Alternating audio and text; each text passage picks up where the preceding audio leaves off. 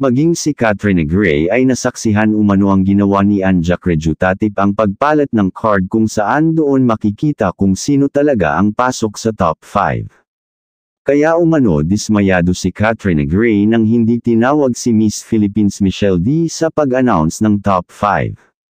Dahil nga backstage host siya ay hindi siya makalapit dahil medyo malayo din ang kanyang kinaroroonan.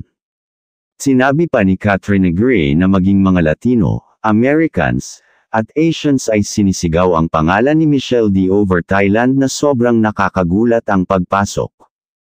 Ang masakit lang para kay Katrina Gray kahit daw maraming namangha sa gown ni Michelle D tanging si Anja Krejutatyp pa rin ang may huling hawak sa resulta at yun nga yung nakita niya pinagpalit na card makikita din sa video clip kung saan sumenyas ang Miss Universe owner na di muna i-announce ang kabilang sa top 5 dahil umano di pa niya ito nakikita.